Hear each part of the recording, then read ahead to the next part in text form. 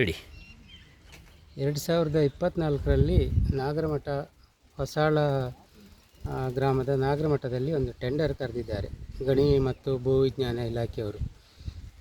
ಇಲ್ಲಿಂದ ನಾಗರಮಠದಿಂದ ಬನ್ನಾಡಿ, ವಡ್ಡರ್ಸೆ, ಚಿತ್ರಪಾಡಿ, ಬೆಟ್ಲಕ್ಕಿ, ಕೋಟ, ಗಿಳಿಯಾರುವರೆಗೆ ಮಳೆ ನೀರು ಸರಾಗವಾಗಿ ಹೋಗುವುದಿಲ್ಲ ಅಂತೇಳಿ ಹೇಳಿ ಇದನ್ನು ಹೂಳೆತ್ತಬೇಕು ಅಂತೇಳಿ ಹೇಳಿ ರೈತ ಸಂಘದವರು ಜಿಲ್ಲಾಡಳಿತಕ್ಕೆ ಮನವಿಯನ್ನು ಮಾಡಿರ್ತಾರೆ.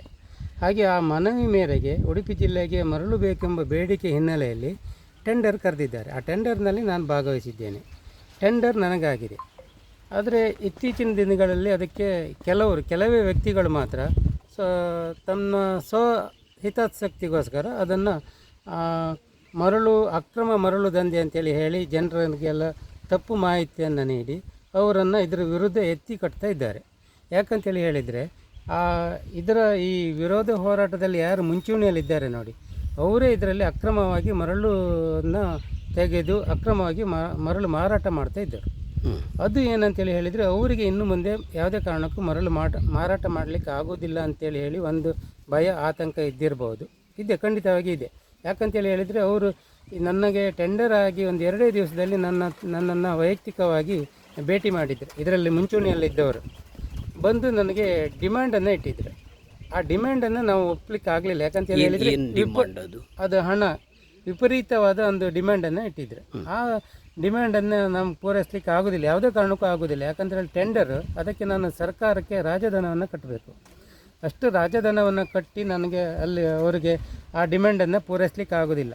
ಆ ಡಿಮ್ಯಾಂಡ್ ಪೂರೈಸಲಿಕ್ಕೆ ಆಗದೇ ಇರೋ ಕಾರಣದಿಂದ ಈ ರೀತಿ ಜನರನ್ನೆಲ್ಲ ತಪ್ಪು ಮಾಹಿತಿಯನ್ನು ಕೊಟ್ಟು ಜನರನ್ನು ಎತ್ತಿ ಕಟ್ಟಿ ನಮ್ಮ ವಿರುದ್ಧ ಮರಳು ಮಾರಾಟ ಆಗಬಾರ್ದು ಅನ್ನೋ ಒಂದು ಗುರಿಯನ್ನಿಟ್ಟುಕೊಂಡು ಇದಕ್ಕೆ ಹೋರಾಟವನ್ನು ಮಾಡ್ತಿದ್ದಾರೆ. ಹಾಗಂತ ಇಡೀ ಊರಿನವರಿಲ್ಲ, ಕೆಲವು ಸ್ವಹಿತಾಸಕ್ತಿಗೋಸ್ಕರ ಇದನ್ನು ದೊಡ್ಡದು ಮಾಡಿದ್ದಾರೆ ಅಷ್ಟೇ. ಸ್ವಯಂ ಪ್ರೇರಿತವಾಗಿ ಒಂದು ಬದಿಯಲ್ಲಿ ವರದಿಯನ್ನು ಮಾತ್ರ ಮಾಡಿದ್ದಾರೆ, ಇನ್ನೊಂದು ಬದಿಯಲ್ಲಿ ಈಗ ಗುತ್ತಿಗೆದಾರನಾರು ಕೇಳ್ಬೋದು, ಅಥವಾ ಇದನ್ನು ಟೆಂಡರ್ ಕರೆದಂಥ ಗಣಿ ಇಲಾಖೆಯವರು ಕೇಳ್ಬೋದು, ಅದಕ್ಕೆ DC ಅವರನ್ನು ಕೇಳ್ಬೋದು, ಯಾರನ್ನು ಕೇಳದೆ ಒಂದು ಸೈಡನ್ನು ವರದಿ ಮಾಡಿ ಅದನ್ನೇ ವಿಜೃಂಭಣೆ ಮಾಡ್ತಾ ಇದ್ದಾರೆ.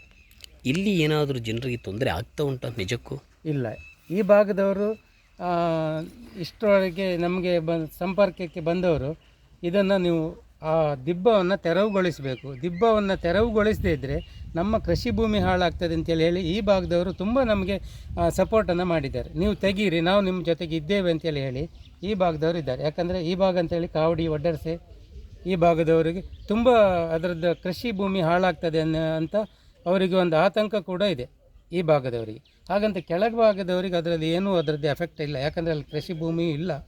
ಇಲ್ಲಿ ಬೇಕಾದ್ರೆ ನೋಡಿ ನೀವು, ಕೃಷಿ ಭೂಮಿ ಅಂಥದ್ದೇನು ಆ ನೆರೆ ನೀರು ನಿಲ್ಲುವುದರಿಂದಲೇ ಕೃಷಿ ಭೂಮಿ ಹಾಳಾಗ್ತದೆ ಅಂತೇಳಿ ಹೇಳಿ ನಮಗೆ ತುಂಬ ಜನ ಇದಕ್ಕೆ ಸಪೋರ್ಟನ್ನು ಮಾಡಿದ್ದಾರೆ.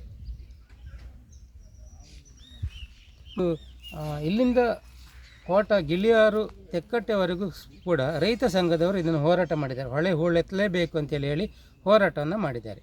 ಇದರಲ್ಲಿ ಇಲ್ಲಿ ತುಂಬ ಪ್ರಮಾಣದ ಹೂಳು ತುಂಬಿದೆ. ಅದನ್ನು ತೆರವುಗೊಳಿಸಿದರೆ ಈ ನೀರು, ಮಳೆಗಾಲದ ನೀರು ಸರಾಗವಾಗಿ ಹೋಗ್ತದೆ. ನಿಮ್ಮ ಈ ಮರಳುಗಾರಿಕೆಯನ್ನು ಅಕ್ರಮ ಅಂತೇಳಿ ಕರೀತಾರಲ್ಲ, ಯಾಕೆ ಅದು ಅಕ್ರಮ ಅಂತೇಳಿ ಹೇಳಿ ಅವ್ರು ಹೇಳಬೇಕಷ್ಟೇ. ಯಾರು ನಮಗೆ ಇದಕ್ಕೆ ವಿರೋಧ ವ್ಯಕ್ತಪಡಿಸ್ತಿದ್ರಲ್ಲ ಅವರೇ ಅಕ್ರಮ ಅಂತೇಳಿ ಹೇಳಿ ಸುಳ್ಳು ಸುದ್ದಿಯನ್ನು ಹಬ್ಬಿಸ್ತಾ ಇದ್ದಾರೆ. ಅಕ್ರಮ ಅಂತೇಳಿ ಹೇಳಿದರೆ ಅವರೇ ಅದಕ್ಕೆ ಉತ್ತರ ಕೊಡಬೇಕು. ಯಾಕಂತೇಳಿ ಹೇಳಿದರೆ ಸರ್ಕಾರ ಟೆಂಡರ್ ಕರೆಯುವಾಗ ಅದಕ್ಕೆ ಪೂರಕ ವ್ಯವಸ್ಥೆ, ಅದಕ್ಕೆ ಟೆಕ್ನಿಕಲ್ ಬಿಡ್, ಅದೆಲ್ಲ ಬೇರೆ ಬೇರೆ ಪ್ರೋಸೆಸ್ ಇದೆ. ಎಲ್ಲವೂ ಕೂಡ ಅಕ್ರಮ ಅಂತ ಆದರೆ ನಮಗೆ ಟೆಂಡರ್ನಲ್ಲಿ ಭಾಗವಹಿಸಲಿಕ್ಕೆ ಅವಕಾಶ ಇರುವುದಿಲ್ಲ. ಮತ್ತು ಈ ಟೆಂಡರ್ ಸಕ್ಸಸ್ಫುಲ್ ಬಿಡ್ಡರ್ ಆಗಲಿಕ್ಕೆ ಸಾಧ್ಯವೂ ಇಲ್ಲ ಅಕ್ರಮ ಅಂತ ಇದ್ದರೆ. ಅಕ್ರಮ ಅಂತ ನಾವು ಮಾಡಲಿಕ್ಕಾಗೋದಿಲ್ಲ. ನಾವು ಈಗ ಶುರು ಮಾಡಿದ್ದಷ್ಟೇ. ನಾವು ಇದು ಕಾನೂನುಬದ್ಧವಾಗಿ ಕಾನೂನು ಅಡಿಯಲ್ಲೇ ನಾವು ಸರ್ಕಾರಕ್ಕೆ ರಾಜಧನವನ್ನು ಕಟ್ಟಿ ತೆಗೆಯುವಂಥದ್ದು. ಎಲ್ಲೂ ಅಕ್ರಮ ಅಂತೇಳಿ ಇಲ್ಲ. ಇವರು ಸುಳ್ಳು ಸುದ್ದಿಯನ್ನು ಹಬ್ಬಿಸುವುದು, ಅಂದರೆ ಸುಳ್ಳು ಸುದ್ದಿಯನ್ನು ಹಬ್ಬಿಸಿ ಜನರಲ್ಲೇ ಒಂದು ಆತಂಕ, ಭಯದ ವಾತಾವರಣವನ್ನು ಈಗಾಗಲೇ ಸೃಷ್ಟಿ ಮಾಡಿದ್ದಾರೆ ಕೆಲವೇ ವ್ಯಕ್ತಿಗಳು. ಪೊಲೀಸರ ಪ್ರೊಟೆಕ್ಷನ್ನಲ್ಲಿ ಮರಳು ತೆಗೆಯುವ ಪ್ರಮೇಯ ಬಂತಲ್ಲ, ಯಾಕೆ ಅಂತ? ಈಗ ಪೊಲೀಸರು ಬಂದದ್ದಂತೇಳಿ ಹೇಳಿದರೆ ಈ ಸರ್ಕಾರದ ಕಾನೂನು ಅಡಿಯಲ್ಲಿ ಟೆಂಡರ್ ಆದದ್ದು, ಸರ್ಕಾರಕ್ಕೆ ರಾಜಧನವನ್ನು ಕಟ್ಟಿದೆ. ಇಲ್ಲಿ ಹೊರಗೆ ಹೋಗುವಾಗ ಸುಮ್ಮನೆ ನಾವು ರೋಡನ್ನು ಅಡ್ಡಗಟ್ಟಿ ನಮಗೆ ಅಡೆತಡೆಯನ್ನು ಮಾಡಿದರು. ಆದರೂ ನಾವು ಅದನ್ನು ಸಹಿಸ್ಕೊಂಡಿದ್ದೆವು. ಮೊನ್ನೆ ನಮ್ಮದು ಹೊಯ್ಗೆ ಹೋಗುವಾಗ ಟೆಂಪೋ ಹೋಗುವಾಗ ನಮ್ಮ ಮೈ ಮೇಲೆ ಹಾರಿಸಿದ್ದಾರೆ ಅಂತೇಳಿ ಹೇಳಿ ಸುಳ್ಳು ಕಂಪ್ಲೇಂಟನ್ನು ಕೊಟ್ಟಿದ್ದಾರೆ ನಮ್ಮ ಟೆಂಪೋದವ್ರ ಮೇಲೆ. ಟೆಂಪೋ ಡ್ರೈವರ್ ಅಲ್ಲದೆ ಇಲ್ಲಿ ಇದ್ದಂಥ 4-5 ಜನನ ಹೆಸರನ್ನು ಸಹ ಸೇರಿಸಿ ಸುಳ್ಳು ಕಂಪ್ಲೇಂಟನ್ನು ಕೊಟ್ಟಿದ್ದರು. ಅದಕ್ಕೆ ನಮಗೂ ಕೂಡ ನಾಳೆಗೆ ಭಯದ ವಾತಾವರಣ ಸೃಷ್ಟಿ ಮಾಡ್ತಾರೆ ಇವರು. ನಮ್ಮ ಮೇಲೆ ಸುಳ್ಳು ಕಂಪ್ಲೇಂಟನ್ನು ಹಾಕ್ಬೋದು. ನಾವು ಜಿಲ್ಲಾಡಳಿತಕ್ಕೆ ಮತ್ತು ಕಾನೂನು ಸುವ್ಯವಸ್ಥೆ ಕಾಪಾಡೋದಕ್ಕೆ ನಿಟ್ಟಿನಲ್ಲಿ ಅವರಿಗೆ ರಕ್ಷಣೆ ಬೇಕಂತ ಕೇಳಿದ್ದೇವೆ, ಕೊಟ್ಟಿದ್ದಾರೆ. ಯಾಕಂತೇಳಿ ಇಲ್ಲಿ ಕಾನೂನು ಅಡಿಯಲ್ಲಿ ಇರುವುದರಿಂದ ಕಾನೂನು ಸುವ್ಯವಸ್ಥೆ ಕಾಪಾಡುವವರು ಇದಕ್ಕೆ ರಕ್ಷಣೆ ಕೊಡೋದ್ರಲ್ಲಿ ಏನೂ ತಪ್ಪಿಲ್ಲ. ಇಲ್ಲಿ ಕೇಳಿ, ತುಂಬ ಟೈಮಿಂದ ಹೋರಾಟ ಮಾಡ್ತಿದ್ರು. ಇಲ್ಲಿಂದ ವಡ್ಡರ್ಸಿ ಆಚೆಗೆ ಯಾವುದದು ವಡ್ಡರ್ಸಿ ಬನ್ನಾಡಿ ವಡ್ಡರ್ಸಿ ಅವರೆಲ್ಲರೂ ಹೋರಾಟ ಮಾಡ್ತಾಯಿದ್ರು. DC ಗೇರಾವ್ ಹಾಕಿರೋ ಹೋದ ವರ್ಷ ಮತ್ತು ವರ್ಷ DC ಗೇರಾವ್ ಹಾಕಿರೋ ಅದೆಲ್ಲವೂ ನಿಮ್ಗೆ ಗೊತ್ತು. ತುಂಬ ಟೈಮಿಂದ ಇಲ್ಲಿ ಪೂರಾ ಬ್ಲಾಕ್ ಆಯ್ತು. ಅಲ್ಲಿ ಇದರಿಂದ ಈ ದಿಬ್ಬ ಇರೋದ್ರಿಂದ ನೀರು ತುಂಬಿ ಈಚೆಗೆ ನೀವೇ ಮಳೆಗಾಲದಲ್ಲಿ ಬಂದು ನೋಡಿ, ಇಲ್ಲಿ ನೀರು ಫುಲ್ಲು ತುಂಬಿ ಇಳಿಯೋದಿಲ್ಲ, ನೀರು ಇಳಿಯೋದಿಲ್ಲ. ಈಚೆ ಕೃಷಿ ಭೂಮಿಗ ಇದು ಕೃಷಿ ಭೂಮಿ, ಪೂರಾ ಕೃಷಿ ಭೂಮಿ ಇದು. ಇಲ್ಲಿ ಲೋಕಲ್ ಅಂತ ಕರೆದು ಕೇಳಿ ಬೇರೆಯವ್ರನ್ನು, ನಾನು ಇಲ್ಲಿ ಲೋಕಲ್ಲೇ ಕರೆದು ಕೇಳಿ, ನಮ್ಮದು ಕೃಷಿ ಭೂಮಿ ಇದೆ ಅಲ್ಲಿ. ಮಳೆಗಾಲದಲ್ಲಿ ಪೂರಾ 2 ಸಲ 3 ಸಲ ನಾಟಿ ಮಾಡೋದು, ಕೊಳ್ತು ಹೋಗ್ತದೆ, ಅಷ್ಟು ನೀರು ತುಂಬುತ್ತೆ ಇಲ್ಲಿ. ಬಟ್ ಸುಮ್ಮನೆ ಅವರು ಯಾವ ಉದ್ದೇಶದಿಂದ ಮಾಡ್ತಾಯಿದ್ರು ಬೇರೆ, ಅವ್ರದ್ದು ಕೃಷಿ ಭೂಮಿ ಒಬ್ರದ್ದು ಇಲ್ಲ. ಅಲ್ಲ, ಮೊನ್ನೆ ಮಹಿಳೆಯರನ್ನೆಲ್ಲ ಒಟ್ಟು ಸೇರಿಸಿ ಪ್ರತಿಭಟನೆ ಮಾಡಿದಾರಲ್ಲ ಸರ. ಒಂದು ಹೇಳ್ತೀನಿ ನಿಮಗೆ, ಅವ್ರದ್ದು ಆರ್ಟಿಸಿ ತರಲಿ ಕೇಳಿ. ಅವ್ರದ್ದು ಕೃಷಿ ಭೂಮಿ ಇದ್ದರೆ ಇಲ್ಲಿ ಪ್ರತಿಭಟನೆ ಮಾಡ್ತಾಯಿದ್ರಲ್ಲ, ಅವ್ರದ್ದು ಆರ್ಟಿಸಿ ತರಲಿ ಕೇಳಿ. ಒಬ್ರದ್ದೊಂದು ಆರ್ಟಿಸಿ ಇದ್ದರೆ ಆಮೇಲೆ ಮಾತಾಡಿ. ಆರ್ಟಿಸಿ ಇಲ್ಲ, ಯಾರ್ದು ಕೃಷಿ ಭೂಮಿ ಇಲ್ಲ. ಕೃಷಿ ಭೂಮಿಗಲ್ಲ, ಅವ್ರು ಇಲ್ಲಿ ನೋಡಿ ಅಲ್ಲಿ ತೆಗಿತಿದ್ದಾರೆ ಹೊಯ್ಗೆ. ಅದಕ್ಕೋಸ್ಕರ ಅವ್ರಿಗೀಗ ತೆಗಿಲಿಕ್ಕಿಲ್ಲ ಹೇಳಿ ಇಲ್ಲಿ CC ಕ್ಯಾಮರಾ ಹಾಕಿದೀವ, ಅದಕ್ಕೋಸ್ಕರ ಮಾಡ್ತಾ ಇರೋದು ಬಿಟ್ಟರೆ ಬೇರೆ ಯಾವುದೇ ಇದಿಲ್ಲ. ಇಲ್ಲಿ ಏನು ಇವಾಗ ಈ ಹೊಯ್ಗೆ ಹೋರಾಟ ಮಾಡ್ತಾ ಇದ್ದಾರೆ. ನಿಮ್ಮ ಹೆಸರು? ಪ್ರವೀಣ್ ನಾಗರಮಠ ಅಂತ. ಇಲ್ಲಿ ಸ್ಥಳೀಯ ಗ್ರಾಮ ಪಂಚಾಯತ್ ಮೆಂಬರ್, ಇದೇ ವಾರ್ಡ್ನ ಮೆಂಬರು. ಬಟ್ ಇಲ್ಲಿ ಆಗಿದ ವಿಚಾರಗಳೆಲ್ಲ ಹಿಂದಿಂದ ನನಗೆ ತುಂಬ ಗೊತ್ತು. ಇವಾಗ ಏನು ಇಲ್ಲಿ ನಾಗರಮಠದಲ್ಲಿ ಹೊಯ್ಗೆ ಹೋರಾಟ ಅಂತ ಜನಗಳು ಮಾಡ್ತಾ ಇದ್ದಾರೋ, ಅದರಲ್ಲಿ ಮುಖ್ಯವಾದ ಒಬ್ಬ ವ್ಯಕ್ತಿ ಇದ್ನಲ್ಲ, ಅವನು ಇದೇ ಹೊಳೆಯಲ್ಲಿ ರಾತ್ರಿ ಹೊಯ್ಗೆ ಕದೀತಾ ಇದ್ದ. ನಾನು ಮೆಂಬರ್ ಆಗಿ ಬಂದ ಟೈಮಲ್ಲಿ ಇಲ್ಲಿ ಕೆಳಗಡೆ ಡ್ಯಾಮಿಂದ ಮೇಲೆ ಒಂದು ದೋಣಿ ಇದ್ದಿತ್ತು ಅವ್ರದ್ದೆಲ್ಲ ಪಾರ್ಟ್ನರಲ್ಲಿ. ನಾನೇ ಕಂಪ್ಲೇಂಟ್ ಮಾಡ್ತೀನಿ ಅಂತ ಕಂಪ್ಲೇಂಟ್ ಮಾಡೋಕ್ಕೆ ಹೋಗಿಲ್ಲ, ಮಾನವೀಯತೆ ಅಷ್ಟೆಲ್ಲ ಊರು ಮನೆಯವರು ಅಂದೇಳಿ ಒಂದು ಹೇಳಿ ದೋಣಿ ತೆಗೆಸಿದೆ. ಆ ದೋಣಿನ ಇವತ್ತು ಇಲ್ಲಿ ಕವಡಿ ಬ್ರಿಡ್ಜಿಂದ ಸ್ವಲ್ಪ ಮುಂದೆ ಹೋದ್ರೆ ಸಿಗುತ್ತೆ, ಒಂದು ಹೊಳೆಯಲ್ಲಿದೆ ಆ ದೋಣಿ. 1.5 ದೋಣಿ ಇದೆ. ರಾತ್ರಿ ಇದೇ ಆಚೆ ಹೊಳೆಯಿಂದ ಆಚೆಗೆ ಯಾರ್ದು ಕೃಷಿ ಭೂಮಿ ಇಲ್ಲ, ಎಲ್ಲ 700 ಎಕರೆ ಕೃಷಿ ಭೂಮಿ ಇದ್ದದ್ದು ಮಾಯ ಕಂಪ್ನಿಯವ್ರಿಗೆ ಮಾಡಿದ್ದಾರೆ. ಆ ಖಾಲಿ ಜಾಗದಲ್ಲಿ ಪ್ರತಿದಿನ ರಾತ್ರಿ 2 ದಿನಕ್ಕೊಂದು ಸತಿ ಇವ್ರದ್ದು ಹೊಯ್ಗೆ ದಂಧೆ ನಡೀತಾ ಇತ್ತು. ಈಗ ಇವರು ಏನು ಸ್ಥಳೀಯರು ನಾವು ಊರು ಉದ್ಧಾರ ಮಾಡ್ತೀವಿ ಅಂತ ಹೋರಾಟ ಮಾಡ್ತಾ ಇದ್ದಾರೆ. ಇದೇ ಊರಲ್ಲಿ ಹುಟ್ಟಿ ಬೆಳೆದಾರೆ. 50-60 ವರ್ಷದಿಂದ ಈ ಗ್ರಾಮದಲ್ಲಿ ಯಾವುದೇ ಒಂದು ವಿಚಾರದಲ್ಲಿ ಯಾವುದಕ್ಕಾಗಿ ಹೋರಾಟ ಮಾಡಿದಾರಲ್ಲ. ಈಗ ಒಂದು ಹೊಯ್ಗೆ ವಿಚಾರ, ಈ ದಿಬ್ಬ ತೆರವ ವಿಷಯದಲ್ಲಿ ಬಂದ್ಕೊಂಡು ಹೊಯ್ಗೆ ಹೋರಾಟ ಅಂತ ನಿಂತ್ಕೊಂಡಿದ್ದಾರೆ. ಅದು ಅಂತ ಹೇಳಿದ್ರೆ ಅವರು ಸ್ವಾರ್ಥಕ್ಕೋಸ್ಕರ ಮಾಡ್ತಾ ಇರೋದು. ಇಲ್ಲೀಗ ಲೀಗಲಾಗಿ ಸರ್ಕಾರ EC ಕೊಟ್ಟು ಹೊಯ್ಗೆ ತೆಗೆಸಿದ್ರೆ ನೈಟ್ ಅವರಿಗಿನ್ನು ಕದ್ದು ಜೀವನ ಮಾಡೋಕ್ಕಾಗ್ತಿಲ್ಲ ಅಂತ ಆ ಒಂದು ಉದ್ದೇಶದಲ್ಲಿ ಹೋರಾಟ ಮಾಡ್ತಾ ಇದ್ದಾರೆ. ಮತ್ತೇನಲ್ಲ, ಮತ್ತೊಂದಿಷ್ಟು ಏನೂ ಗೊತ್ತಿಲ್ಲದ ಗ್ರಾಮಸ್ಥರ ಈ ಹೆಂಗಸರ ಮಕ್ಕಳನ್ನೆಲ್ಲ ಕರ್ಕೊಬಂದು ನಿಲ್ಲಿಸ್ಕೊಂಡು ಹೋರಾಟದಲ್ಲಿ ಅವ್ರ ತಲೆಗೆಲ್ಲ ಏನೆಲ್ಲ ಹೇಳೋದು. ಇವ್ರು ಹೇಳಿದ ಮಾತು ನಂಬ್ಕೊಂಡು ಅವ್ರು ಏನೆಲ್ಲ ಹೇಳೋದು.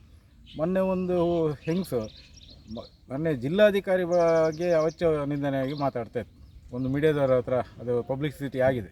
ಆ ಜಿಲ್ಲೆಯ ಒಂದು ಪ್ರಥಮ ಪ್ರಜೆಯವರು, ಅವ್ರ ಬಗ್ಗೆ ಮಾತಾಡಬೇಕಾದ್ರೆ ಇವರದ ದಾಖಲೆ ಯಾರು ಇರಬೇಕು. ಅವ್ರು ಮಾಡಿದಾರ ತಪ್ಪು ಇಲ್ಲೋ ಏನು, ನಾನು ಈ ಥರ ಅಧಿಕಾರಿಗೆ ಮಾತಾಡ್ತಾ ಇದ್ದೀನಿ ಅದಲ್ಲ. ಈಗ ನಿಮ್ಮ ದೃಷ್ಟಿಯಲ್ಲಿ ಈ ಮರಳುಗಾರಿಕೆಯಿಂದ ಸಾರ್ವಜನಿಕರಿಗೆ ಸ್ಥಳೀಯವಾಗಿ ಏನಾದರೂ ತೊಂದರೆ ಆಗ್ತಾ ಉಂಟಾ? ಇಲ್ಲ, ಯಾರಿಗೂ ಏನೂ ತೊಂದರೆ ಇಲ್ಲ. ಯಾಕಂದ್ರೆ ಹೇಳಿದ್ರೆ ಇಲ್ಲಿ ಹೊಳೆ ಸೈಡಲ್ಲಿ ಯಾರೂ ಕೃಷಿ ಮಾಡ್ತಾ ಇಲ್ಲ.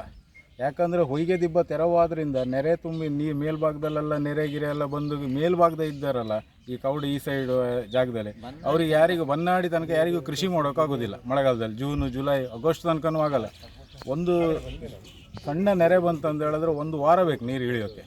ಅದಕ್ಕೆ ಮೂಲ ಕಾರಣ ಈ ನಾಗರಮಠದಲ್ಲಿರೋ ದೊಡ್ಡ ದೊಡ್ಡ ಹೊಯ್ಗೆ ದಿಬ್ಬಗಳ ಮಧ್ಯದಲ್ಲಿ. ಈ ಹೊಯ್ಗೆ ದಿಬ್ಬಗಳ ಮಧ್ಯೆ ರಾಶಿ ಬಿದ್ದು ಈ ನಾಗರಮಠ ಸೀತಾ ನದಿ ಅನ್ನೋದು ಏನಿದೆ ಈ ಡ್ಯಾಮಿನ ಒಳಭಾಗದಲ್ಲಿ, ಅದು ತನ್ನ ಪಥನೇ ಚೇಂಜ್ ಮಾಡಿ ಹರಿತಾ ಇದೆ ಇವಾಗ. ಒಂದು ಸೈಡ್ ಫುಲ್ಲು ಹೊಯ್ಗೆ ರಾಶಿ ಬಿದ್ದಿದೆ ಮಧ್ಯ. ಅದು ಆ ಸೈಡಲ್ಲಿ ಕೃಷಿ ಭೂಮಿ ಇದ್ರ ಹತ್ರ ಸೈಡ್ ಹರಿದು ಹೋಗೋತ್ತಿಗೆ ಏನಾಗುತ್ತೆ, ಸೈಡ್ ಒಂಚೂರು ಕುಸಿತಾ ಇದೆ. ಅದೇ ಉದ್ದೇಶ, ಮತ್ತು ಬೇರೆ ಏನಲ್ಲ. ಈ ಅಲ್ಲ, ಈಗ ದಿಬ್ಬ ತೆರವು ಆದರೆ ಅದು ಸರಾಗ ಹೋಗ್ತದೆ. ಸರಾಗವಾಗಿ ನೀರು ಮಧ್ಯೆ ಹೊಳೆಯಲ್ಲಿ ಎಲ್ಲಿ ಹೋಗ್ಬೇಕು ಹಾಗೆ ಹೋಗುತ್ತೆ. ಹಾಗಿದ್ರೆ ದಿಬ್ಬ ತೆರವು ಮಾಡಬೇಕು ಅಂತೇಳಿ ಹೇಳೋದು ನೀವು. ತೆರವು ಆಗ್ಬೇಕು ಸರ್. ತೆರವು ಆದರೆ ಇನ್ನೂ ಒಂದು ಏನಂತ ಹೇಳಿದ್ರೆ, ಈ ನದಿ ಒಳಗಡೆ ಈ ಡ್ಯಾಮಿನ ಒಳಭಾಗದಲ್ಲಿ ಎಷ್ಟೋ ಪ್ರಮಾಣದ ಸಿಹಿ ನೀರು ಶೇಖರಣೆಯಾಗಿ ನಿಲ್ಲುತ್ತೆ. ಅದು ಒಂದು ಮುಖ್ಯ ಇದೆ. ಆವಾಗ ಸುತ್ತಮುತ್ತಿನ ಇಲ್ಲಿ ಮನೆಗಳ ಬಾವಿ ಇದೆಯಲ್ಲ, ಬಾವಿಯಲ್ಲಿ ಅಂತರ್ಜಲ ಮಟ್ಟ ಕುಸಿಯೋದಿಲ್ಲ. ಇವತ್ತೇನಾಗಿದೆ ಅಂದರೆ ದಿಬ್ಬಗಳೆಲ್ಲ ಬಿದ್ದು ನಿಂತು ಅದರ ಮೇಲೆ ಈ ಗಿಡ ಗಂಟೆಗಳೆಲ್ಲ ಹುಟ್ಕೊಂಡು ಹೊಳೆ ಅನ್ನೋದು ಕಾಡು ಥರ ಆಗಿ ಬೆಳೀತಾ ಇದೆ ಸೈಡಲ್ಲಿ. ವಾಸ್ತವವಾಗಿ ಇಲ್ಲಿ ಕೆಳಗಡೆ ಹೋದ್ರೆ ಗೊತ್ತಾಗುತ್ತೆ, ನೋಡಿದರೆ ಯಾರಿಗಾದರೂ ಒಬ್ಬ ತಲೆ ಇರೋ ಒಂದು ವ್ಯಕ್ತಿ ಹೋಗಿ ನೋಡಿದರೆ ಅವನಿಗೆ ಇದು ಇಲ್ಲಿ ಮಾಡ್ತಾ ಇರೋದು ಗೌರ್ಮೆಂಟ್ ಮಾಡಿಸ್ತಾ ಇರೋದು ಸರಿಯಾಗಿದೆ, ಅದು ಲೀಗಲಿ ಮಾಡಿಸ್ತಾ ಇದೆ. ಯಾಕಂದರೆ ಹೊಳೆಯಲ್ಲಿರೋ ಹೊಯ್ಗೆ ದಿಬ್ಬ ತೆರವಾದ ತಾನೆ ಹೊಳೆಯಲ್ಲಿ ನೀರು ಪ್ರಮಾಣನೂ ಜಾಸ್ತಿಯಾಗಿ ನಿಲ್ಲುತ್ತೆ ಮುಂದೆ. ಈಗ ಸೈಡ್ ಪಿಚ್ಚಿಂಗಿಗೂ ಶಾಸಕರೇ 12 ಕೋಟಿ ರೂಪಾಯಿ ಮಂಜೂರಾತಿ ಮಾಡಿದ್ದಾರೆ. ಖುದ್ದು ಶಾಸಕರು ಮತ್ತು ನಮ್ಮ ಬಾರ್ಕೂರು ಗ್ರಾಮ ಪಂಚಾಯತ್ ಅಧ್ಯಕ್ಷರಾದ ಶಾಂತರಾಮ್ ಶೆಟ್ಟರು ಬಂದು ಜನಗಳತ್ತೆ ಮನವಿ ಮಾಡಿ ಹೋಗಿದ್ದಾರೆ, ಯಾವುದಕ್ಕೂ ಅಡೆತಡೆ ಮಾಡೋಕ್ಕೆ ಹೋಗಬೇಡಿ, ಸರ್ಕಾರನೇ ಅಲ್ಲಿ ಇಸಿ ಕೊಟ್ಟು ಹೊಯ್ಗೆ ದಿಬ್ಬ ಎಲ್ಲ ತೆರವು ಮಾಡ್ತಾ ಇದೆ. ಅದು ಅಲ್ಲದೆ 1.5 ಕಿಲೋಮೀಟರ್ ತನಕ ಸೈಡ್ ಪಿಚ್ಚಿಗೆ ಅನುದಾನ ಇದಾಗಿದೆ. ಮುಂದಿನ ಭಾಗದಲ್ಲಿ ಆ ಕೆಲಸ ಕಾಮಗಾರಿ ಆಗುತ್ತೆ. ಆ ಕೆಲಸಗಳಾಗಬೇಕಾದ್ರೆ ಇಲ್ಲಿನ ಹೊಯ್ಗೆ ದಿಬ್ಬಗಳೆಲ್ಲ ತೆರವು ಆಗಬೇಕು, ಫಸ್ಟ್ ಹೊಳೆ ಕ್ಲೀನ್ ಆಗಬೇಕು, ಆಮೇಲೆ ಕೆಲಸ ಸ್ಟಾರ್ಟ್ ಆಗುತ್ತೆ. ಈಗ ಹೋರಾಟ ನಾನು ಮುಂಚೆ ಮಾಡಿದ್ದೀನಿ ಹೊಯ್ಗೆ ವಿರೋಧ. ನಾನು ಮಾಡಿದ್ದೇನಕ್ಕಂತ ಹೇಳಿದ್ರೆ, ಖಾಲಿ ಅಲ್ಲಿ ಒಂದು 20 ಮನೆಗಳಿದ್ದಾವೆ, ಅಲ್ಲಿ ಒಂದು 750 ಮೀಟ್ರು ಅವ್ರಿಗೊಂದು ಸೈಡ್ ಪಿಚ್ಚಿಂಗ್ ಆಗಿ ಒಂದು ರಸ್ತೆ ಆಗಬೇಕಂತ ನನ್ನ ಉದ್ದೇಶ ಇತ್ತು. ಆಗ ಹೋರಾಟ ಮಾಡೋತ್ತೆ ನನ್ನ ಹಿಂದೆ ಇವತ್ತೇನು ಹೋರಾಟ ಮಾಡ್ತಾರೆ ಅವರು ಹೊಯ್ಗೆಯವರ ಹತ್ರ ದೊಡ್ಡ ಪ್ರಮಾಣದ ಬೇಡಿಕೆ ಇಟ್ಟಿದ್ರು. ಆ ವಿಚಾರನೇ ನನಗೆ ಗೊತ್ತಿರಲಿಲ್ಲ. ನನಗೆ ಆಮೇಲೆ ಆ ವಿಚಾರಕ್ಕೂ ನೋಡುವತ್ತಿಗೆ ತುಂಬ ಮುಂದೋಗಿದ್ದೆ ನಾನು. ಆಮೇಲೆ ನನಗೆ ಗೊತ್ತಾದ್ರ ಮೇಲೆ ನಾನು ಅದೇ ದಿನ ಹೋಗಿ ಜಿಲ್ಲಾಧಿಕಾರಿಯವ್ರನ್ನ ಮೀಟ್ ಮಾಡಿ ಸತ್ಯ ವಿಚಾರ ಎಲ್ಲ ಬಾಯಿ ಬಿಟ್ಟು ಹೇಳಿದೆ. ಇನ್ನು ಆ ಹೋರಾಟದಲ್ಲಿ ನಾನಿಲ್ಲ ಮೇಡಮ್, ನನ್ನ ಹಿಂದೆ ಇದ್ದವರು ಈ ಹೊಯ್ಗೆ ಇವರ ಟೆಂಡರ್ ಹೊಡೆದ ದೊಡ್ಡ ಮಟ್ಟ ಪ್ರಮಾಣ ಬೇಡಿಕೆಯನ್ನು ಇಟ್ಟಿದ್ದಾರೆ, ಎಲ್ಲ ಮಾಡಿದ್ದಾರೆ. ಆ ವಿಚಾರ ನನಗೆ ಗೊತ್ತಿರಲಿಲ್ಲ. ನಾನದು ಇನ್ನು ಹೋಗೋದಿಲ್ಲ ಹೋರಾಟಕ್ಕೆ. ನನ್ನ ಉದ್ದೇಶ ಇದ್ದಿದ್ದು ಒಂದು 750 ಮೀಟರ್ ಸೈಡ್ ಪಿಚ್ಚಿಂಗ್, ಒಂದು 20 ಮನೆಗಳಿಗೆ ಅಲ್ಲಿ ರಸ್ತೆ ಆಗಬೇಕು ಅಂತ.